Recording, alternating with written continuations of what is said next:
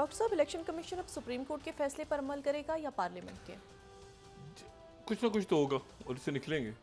ये तो इंटरनल एक इनफाइट है और कॉन्स्टिट्यूशनल या जो भी अदारों के दरमियान देखते हैं इसमें क्या होता है। लेकिन कोई, मैं आपसे बता रहा हूँ कि सड़कों पे आगे पीछे ऐसी कोई सोशल अनरेस्ट ज़रूर है मुल्क में, थोड़ा बहुत आपको नज़र आता है कि बिजली के बिल, महंगाई, चीज़ें सारी। लेकिन आप ये देखें, मैं बहुत शदीद, जब ये फॉरेन पॉलिसी के हवाले से मामला होते हैं तो हम बड़ी शदीद तनकीद भी करते हैं अपने बहुत सारे मामला। आप ये देखें कि ईरान के साथ हमारी तलखी हुई दरमियान में, ठीक हो गई, और वो अल्लाह का बड़ा एहसान हुआ कि वो सदर इब्राहिम रईसी जो है अपनी वफात से पहले पाकिस्तान तशरीफ लाए। अभी अफगानिस्तान में जो कुछ हो रहा है, तो ये एक, आपका ख्याल है कि अगले 20 साल चलेगा या अगले 5 साल चलेगा या 8 साल चलेगा या 6 साल चलेगा? ये एक वक्ती मामला है। उनकी सरजमीन से एक इशू है जो कि पाकिस्तान को डिस्टर्ब कर रहा है, और पाकिस्तान को नहीं कर रहा, सब बाकी सबको कर रहा है। और हमारी उनसे गुजारिश है कि मतलब हमने उनको इसमें से, इस टर्मोइल में से निकालना है। मतलब कोई दुश्मनी नहीं हो गई है पाकिस्तान और अफगानिस्तान की, इस टर्मोइल में से निकालना है।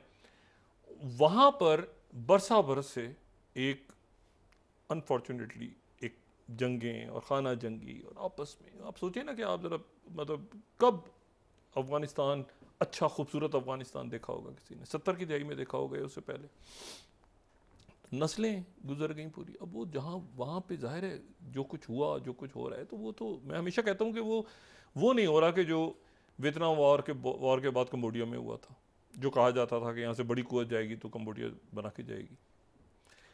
तो ये ठीक हो जाएंगे मामला, लेकिन ऐसा कि आप एक पूरा का पूरा बना हुआ जो है वो 47 से लेके और आज तक का, और उससे पहले भी बंगाल की तकसीम और वो सारे मामले, एक पूरी हिस्ट्री है उसकी, कैसे हुआ, कांग्रेस का क्या स्टांस था, मुस्लिम लीग का क्या था, वहाँ के रहनुमा क्या, पूरी तारीख है। उसको आप जिस नज़र से भी देखें तो एक तारीख है, उस पर बहस। लेकिन इशू ये है कि जो 71 के बाद वो तो सामने है, उससे पहले जो हुआ वो भी हमें इल्म है कि भी ज़बान पे फसादात हुए, बाकी मामला, पॉपुलेशन उनकी ज़्यादा थी, रिजल्ट नहीं, सब मान ली बातें।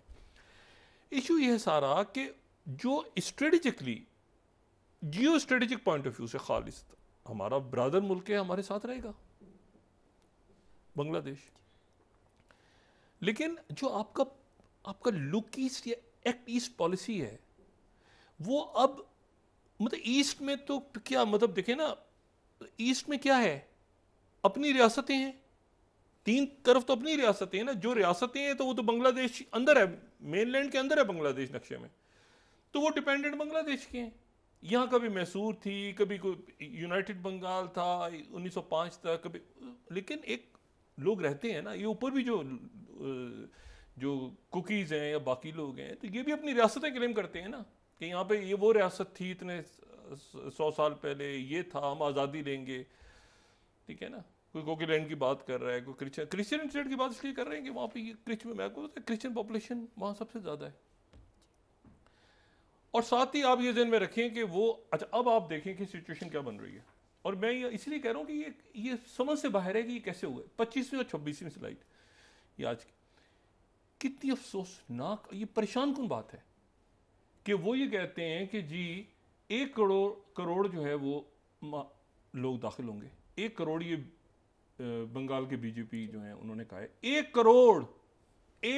करोड़ दाखिल होंगे एक एस्टिमेट के मुताबिक, जो बांग्लादेश से दाखिल होंगे इस वक्त। और टाइम्स ऑफ इंडिया कह रहे हैं हिंदू स्लॉटर्ड इन बांग्लादेश, ओवर 1 करोड़ रेफ्यूजीज में एंटर वेस्ट बंगाल। इशू देखें, इशू ये है कि ये सूरत हाल कैसे बनी, क्यों बनी, इसकी वजूहत है। अब आप चाइना था, पाकिस्तान डाल दिया, अमेरिका था, आगे था, कोसते रहे। एक पूरी स्ट्रेटेजिक, एक पूरा आपका होता है ना लॉन्ग टर्म, उसी के मुताबिक चेस बोर्ड आप बनाते हैं, तो ऑर्डर गिरता है। ये ऑर्डर गिरता है कि भाई हमारा ईस्ट ज़्यादा मसला है या वेस्ट ज़्यादा मसला है या नॉर्थ में मसला है या विद इन मसला हो गया। मतलब अब ये क्या सिचुएशन क्रिएट हो गई है, और हॉस्टाइल बॉर्डर, हॉस्टाइल, और इतने सारे लोग जब एंटर होंगे तो मुझे बताएं बॉर्डर सिक्योरिटी, ये मैं कंसर्न शो कर रहा हूँ। ये नहीं कि मैं हैरान हूँ इस बात पे कि वो कैसे कंट्रोल करेंगे बॉर्डर, जो सिक्योरिटी फोर्सेज हैं उनकी, BSF, कैसे कंट्रोल करेंगे सारी रियासतों के साथ। अच्छा फिर इसमें रोहिंग्या भी, ये ध्यान में रखें, वो म्यांमार से 1982 के बाद वो बहुत बड़ी तादाद उनकी बांग्लादेश में, वो राखीन रियासत वो कहते हैं हमारी थी यहाँ पे बहुत पहले। म्यांमार उनको मानता नहीं है। म्यांमार ने कहा कि नहीं, ये तो जो थोड़े लोग हैं जो यानी माइनॉरिटीज़ में, तो वो बहुत बड़े बांग्लादेश में, बांग्लादेश से इधर मुसलमान वो इधर एंटर हो गए, पता चला रेफ्यूजी क्राइसिस, उससे बहुत ज़्यादा security crisis, economic crisis, investments. अब ये जो इशू है ना कि जो मैंने बात आपसे की कि ये लैंड लॉक्ड हैं, ये टोटल डिपेंडेंट है बांग्लादेश पे ये। और अगर मगरबी बंगाल की भी बात करें तो वो भी आपको रिश्ते नाते करीब आपको बांग्लादेश के मिलते हैं। अच्छा, अब इसमें इशू ये है कि नई दिल्ली से बैठ के आप कैसे संभालेंगे? एक तारीख है ना, टीपू सुल्तान नीचे लड़ा था बंगाल में और सिराजुद्दौला को जिन्होंने धोखा दिया, तो वो कौन लोग थे, वो कौन सी फौजें थी? तो ऊपर से ही थे ना, नॉर्थ से ही थे। मैं उस हिस्ट्री में नहीं जाना चाह रहा, मैं आपको सिर्फ ये बात कह रहा हूं कि जो इस सिचुएशन में ऑर्डर गिर गया। अब मुझे नहीं पता कि वो नया आइन बनेगा, भाई कैसे खालदा जिया के सामने कौन होगा, भाई इलेक्शन में कौन सी, मतलब क्या पॉलिटिकल एक पूरा उनका भी ये तो पूरा एक चेस बोर्ड नया बनेगा ना बांग्लादेश का, और जनरेशन जी बनाएगी, नौजवान बनाएंगे। वो ज़्यादा समझते हैं मामलात को, बहुत बहुत समझते, तो वो भी आगे जाके कॉन्स्टिट्यूशन में भी मुशावरत भी हो रही। फौज ने कहा कि हम गोली नहीं चलाएंगे, फौज ने कहा कि हम गोली नहीं चलाएंगे। एक रात पहले हसीना वाजिद उनसे कह रही हैं बुला के फौज के सरबराह को कि आप जो है यहाँ पे जो लोग हैं 23rd स्लाइड, इनको आप सुबह गोली वोली मार दें। तो डेली स्टार खबर दे रहा है कि Bangladesh army refuse to suppress protest sealing Hasina fate. Last minute पे उन्होंने हसीना वाजिद को कि नहीं, आवाम पे गोली नहीं चलेगी। अच्छा, अब ये फिर होता है ना कि इंपॉर्टेंस आपकी ख़त्म हो जाती है दुनिया में, चेस बोर्ड में, क्योंकि आप लुक ईस्ट और एक्ट ईस्ट और उधर लाओस और म्यांमार, रोहिंग्या, मतलब छोड़ दें आप, कंबोडिया, उधर बांग्लादेश आसियान में और सार्क के दरमियान कहीं उसकी इंपॉर्टेंस बहुत है, वो निकल गया हाथ से। कैसे हुआ? और हॉस्टाइल बॉर्डर हो गया। हम तो कहते थे उधर देखें उस तरफ होंगे मसले होंगे, उधर कमेंट करना हमारा फ़र्ज़ है। तो वो पूरा एक ऑर्डर ख़त्म हुआ है, बांग्लादेश का ऑर्डर ख़त्म हुआ है। अच्छा, फिर वो जो दोस्तों वाली बात थी ना, नजीबुल्लाह को नहीं बचाया, मुजीबुर रहमान को भी नहीं बचाया। ये भी बहुत बड़ा क्राइसिस है ना। मुजीबुर रहमान का भी तो कत्ल हुआ है 1975 में, तो उसको क्यों नहीं बचाया? नजीबुल्लाह को नहीं बचाया। नजीबुल्लाह कहे मुझे पनाह दे दो, उधर मुजीबुर रहमान का कत्ल हो गया, पता ही नहीं था। अब इधर हसीना वाजिद उठ के इधर आ गई, पता ही नहीं था। ओ यार, ये क्या, ये कैसे? फिर आप सोचते रहे इंडिया था, सॉरी चाइना था पीछे, पीछे पाकिस्तान था, पीछे अमेरिका था, पीछे ये था।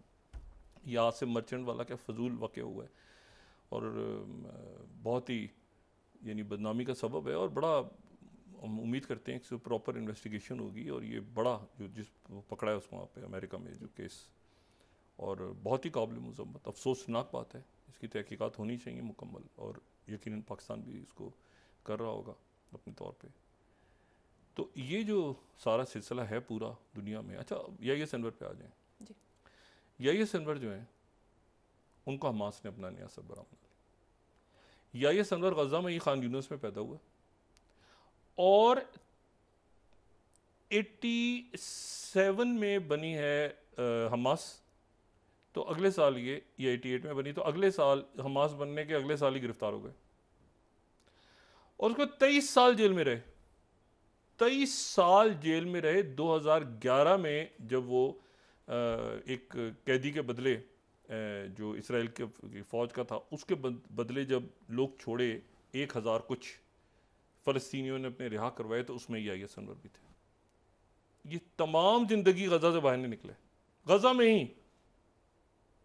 जिन लोगों ने कभी 2000 के बाद गज़ा को देखा है जाके, जब ये तो ये अपने छोटा सा मैंने बताया ना कि दफ्तर में जाएं तो इनकी ख्वाहिश हुई कि मैं ये कभी बाहर निकलूँगा तो ट्रेनें कैसे चलती हैं, तो ये कभी गज़ा से जहाज़ों में कैसे, मतलब ये कभी बाहर नहीं निकले पूरी ज़िंदगी गज़ा में।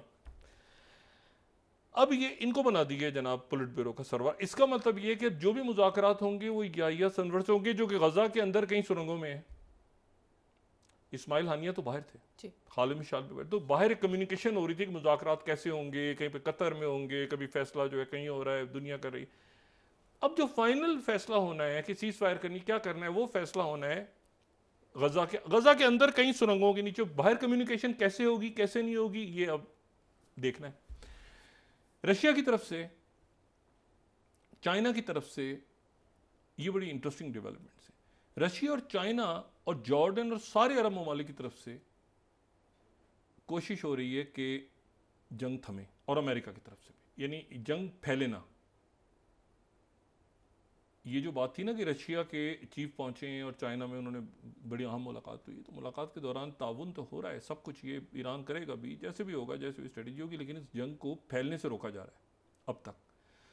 और जो सेक्रेटरी ब्लिंकन है, सेक्रेटरी ब्लिंकन का एक स्टेटमेंट जो है वो बड़ा, जो शर्क़ुल औसत अरब, सऊदी अरब का पेपर है, बहुत बड़ा पेपर, 20 स्लाइड।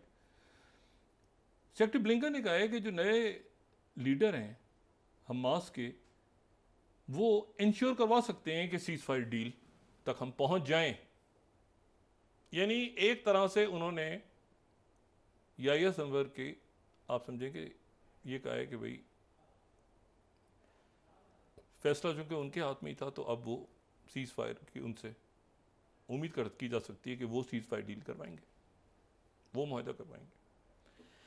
अच्छा, उसके बाद ये है कि ये अरब न्यूज़, सेक्रेटरी ब्लिंकन ने जो बात की है उसका दूसरा हिस्सा 19th, US has communicated need not to escalate conflict to Iran, Iran और इसराइल दोनों को, ईरान और इसराइल दोनों को।